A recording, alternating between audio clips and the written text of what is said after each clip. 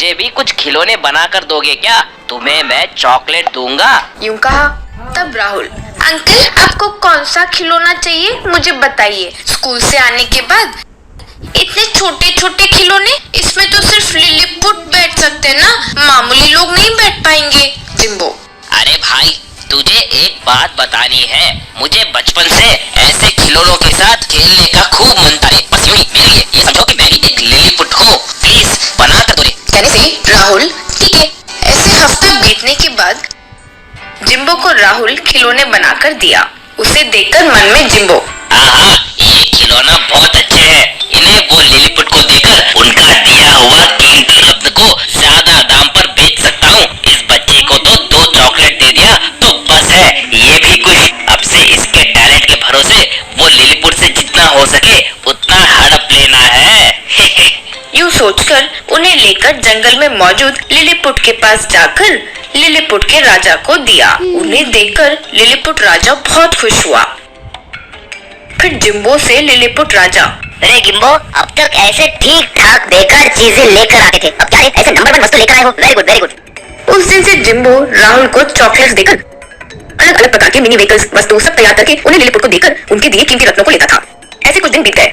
फिर एक दिन जिम्बो से लिलीपुट, अरे गिम्बो, अच्छी अच्छी वस्तु लेकर आ रहे हो रे, जो तैयार कर रहा है वो टैलेंटेड पर्सन से भी मिलवा दो ना रे। तब जिम्बो, भाई आपकी बातें सुनकर मैं हट हुआ हूँ भाई, ये किसी ने नहीं किया है भाई, मैं ही बड़ी मेहनत से दिन रात चक्कर आपके लिए तैयार किया हूँ, पता है। लिलीपुट, ठीक है रे, रो मत। वैसे तुम्हारे पास उतना टैलेंट है क्या रे? तो फिर एक काम करो, हमारे राज्य में ही कुछ समय बिताकर हमारे लोगों के लिए एक शेड, एक मिनी डैम प्लीज बना कर दो रे। तुम्हें जितना चाहिए उतना दूंगा, तुम अंदाजा भी नहीं लगा सकते कि कितना दूंगा। तब जिम्बो, अरे अभी अभी झूठ कहा, ये कितना कहीं का ऐसे फंसा दिया। अब किसी भी तरह चकमा देना होगा, वरना वो बहुमान जो है वो हाथ से छूट जाएगा। ऊपर से कुछ बहुत कीमती कह रहा है ना, इसे हाथ से जाने नहीं देना चाहिए।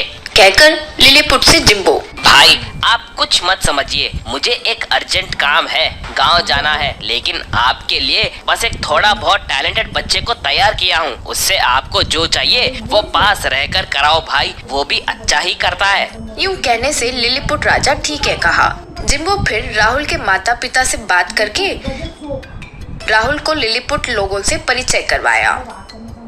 फिर राहुल लिलीपुट के लिए एक अच्छा सा काऊ शेड और एक डैम को बड़ी खूबसूरती से बनाया, और तो और खेती के लिए जो चाहिए वो बोर मोटर सब तैयार किया। ये सब देखकर लिलीपुट बहुत खुश हुए।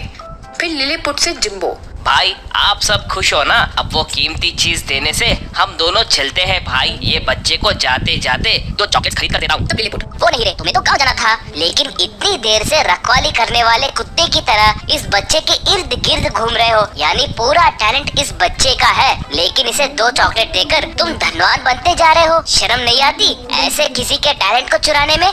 तब जिम्बो, भैया उसका टैलेंट तो मैंने ही पहचान कर आपके पास लाया हूँ ना, तो मुझे कुछ नहीं मिलना चाहिए क्या?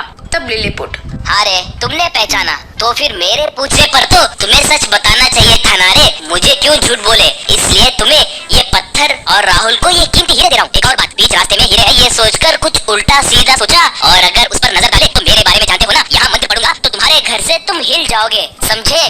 कहने से जिम्बो कुछ नहीं कर सका और लिलीपुट ने जो दिया वो लेकर वहां से चले गए। फिर राहुल के लाए हीरों को देखकर उसके माता पिता बहुत खुश हुए। ऑटो स्विमिंग पूल को मारा परिस्थिति के बारे में, फिर उसने एक ऑटो, फिर उसे चला।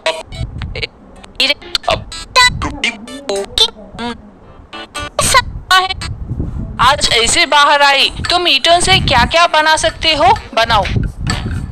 दीपू अगले दिन से ईंटों से कार, एक दिन सब बन। ही तुम्हारे बच्चों को के लिए एक टीचर है, ऐसा है तो? तभी गुस्से में आकर अमीर बच्चों ने स्टंप और बैट से मारना शुरू किए। फिर गरीब बच्चों ने भी डंडे आए को देते हुए आगे जाने लगे। थोड़े दूर जाने के बाद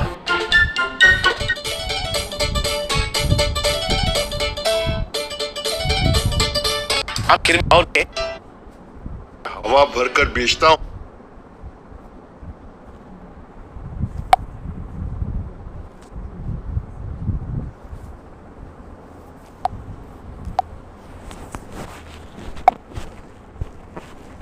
Kemarin